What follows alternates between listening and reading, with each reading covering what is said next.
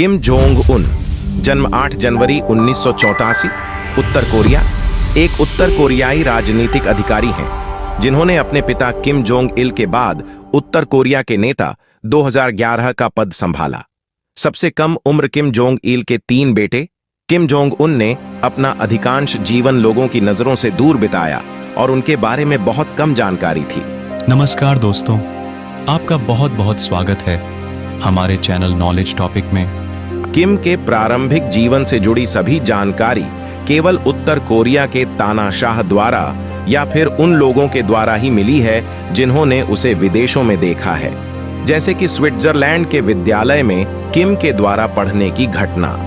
उत्तर Korea के विभाग वाले किम के जन्म की तारीख 8 जनवरी 1982 है, बताते हैं। कथित तौर पर स्विट्जरलैंड के गुमलीगेन में बर्न के इंटरनेशनल स्कूल में शिक्षित, उन्होंने 2002 से 2007 तक प्योंगयांग में किम इल सुंग नेशनल वॉर कॉलेज में अध्ययन किया। एक युवा वयस्क के रूप में किम जोंग उन ने अपने पिता के साथ सैन्य निरीक्षणों में भाग लेना शुरू कर दिया। ऐसा माना जाता है कि उन्होंने या तो कोरियन वर्कर्स पार्टी KWP, देश की सत्तारूढ़ पार्टी, या सेना के जनरल पॉलिटिकल ब्यूरो के लिए काम किया। दोनों संगठन सरकारी अधिकारियों की निगरानी में शामिल थे। जापानी समाचार पत्र में सबसे पहले प्रकाशित हुए एक सूचना के अनुसार किम ने स्विट्जरलैंड के ही एक विद्यालय में पढ़ाई की थी। 2009 की शुरुआत में अफवाहें फैलने लगीं कि उन्हें अपने पिता के उत्तराधिकारी के तौर पर तैयार किया जा रहा है। उन्हें राष्ट्रपति पद के लिए उम्मीदवार के तौर पर सूचीबद्ध किया गया था। 2009 में सुप्रीम पीपुल्स असेंबली में शामिल हुए और उसी अप्रैल में उन्हें शक्तिशाली पद पर नियुक्त किया गया। राष्ट्रीय रक्षा आयोग NDC संविधान में देश के सर्वोच्च पद के रूप में परिभाषित NDC की अध्यक्षता किम जोंग इल के पास थी। 2009 के मध्य तक किम जोंग उन को देश के भीतर शानदार कॉमरेड की उपाधि से संदर्भित किया जाने लगा था और जून में यह बताया गया कि उन्हें राज्य सुरक्षा विभाग का प्रमुख नामित किया गया था। किम उत्तर कोरिया पर एक अधिनायकवादी राज्य के रूप में शासन करता है और उसके नेतृत्व ने उसके पिता और दादा के समान व्यक्तित्व के पंथ का पालन किया है। रिपोर्टों के अनुसार उन्होंने 2013 में अपने चाचा जंग सोंगथेक सहित कई उत्तर कोरियाई अधिकारियों के शुद्धिकरण और निष्पादन का आदेश दिया था। यह भी व्यापक रूप से माना जाता है कि उन्होंने 2017 में मलेशिया में अपने सौतेले भाई किम जोंग नाम की हत्या का आदेश दिया था।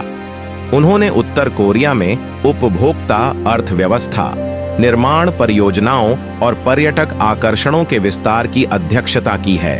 किम ने देश के परमाणु हथियार कार्यक्रम का विस्तार किया, जिसके कारण संयुक्त राज्य अमेरिका और दक्षिण कोरिया के साथ साथ चीन के साथ भी तनाव बढ़ गया।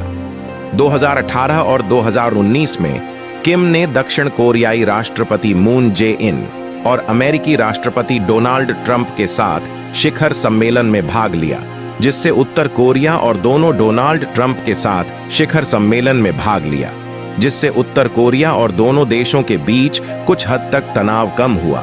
हालांकि कोरिया के एकीकरण या परमाणु निरस्त्रीकरण पर प्रगति के बिना अंततः वार्ता टूट गई। उन्होंने उत्तर कोरिया में कोविड-19 महामारी का मुकाबला करने में सफलता का दावा किया है, क्योंकि देश ने मई 2022 तक किसी भी पुष्ट मामले की रिपोर्ट नहीं की है। हालांकि कई दक्षिण कोरियाई पर्यवेक्षकों ने इस दावे पर सवाल उठाए हैं। जबकि वॉशिंगटन और प्योंगयांग लगातार अपमान और आडंबरपूर्ण बयानबाजी में लगे हुए थे, किम अपने देश में एक अप्रत्याशित आक्रमण की शुरुआत कर रहे थे।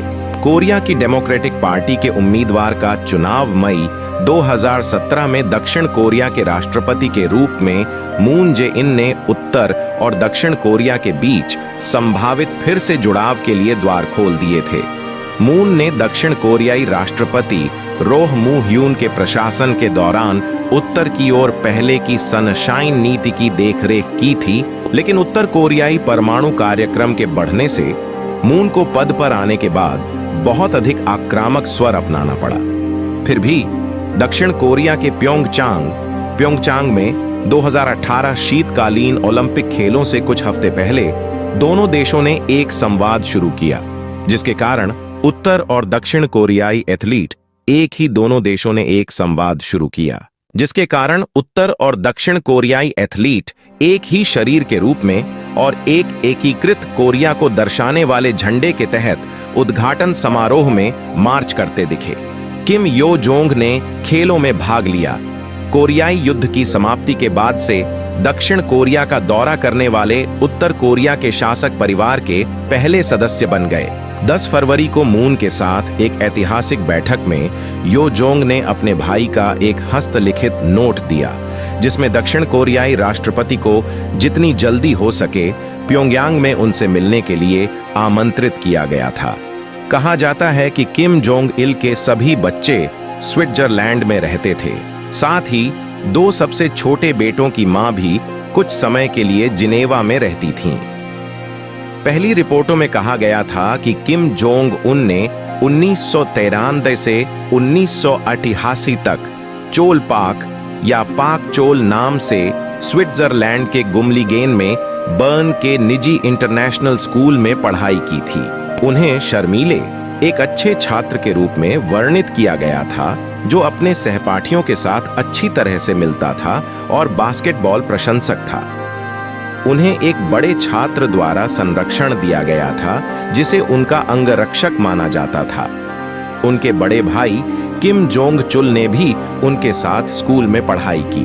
बाद में यह बताया गया कि किम जोंग उन ने 1998 से 2000 तक बर्न के पास कोनिज में लिबेफेल्ड स्टीनहोल्जली राज्य स्कूल में पाक उन या अन पाक नाम से बर्न में उत्तर कोरियाई दूतावास के एक कर्मचारी के बेटे के रूप में भाग लिया।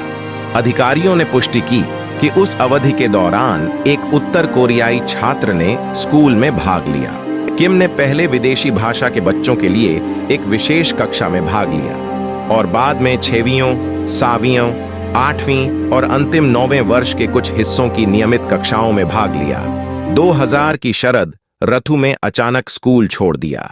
उन्हें एक अच्छी तरह से एकीकृत और महत्वाकांक्षी छात्र के रूप में वर्णित किया गया था, जिसे बास्केटबॉल खेलना पसंद था। हालांकि उनके ग्रेड और उपस्थिति रेटिंग खराब बताई गई है। किम के एक सहपाठी ने पत्रकारों को बताया कि उसने उसे बताया था कि वह उत्तर कोरिया के नेता का बेटा है। कुछ रिपोर्टों के अनुसार किम को सहपाठियों ने एक शर्मीले बच्चे के रूप में वर्णित किया था, जो लड़कियों के साथ अजीब था और राजनीतिक मुद्दों के प्रति उदासीन था। मेरे YouTube चैनल को सब्सक्राइब जरूर करें, लाइक करें और शेयर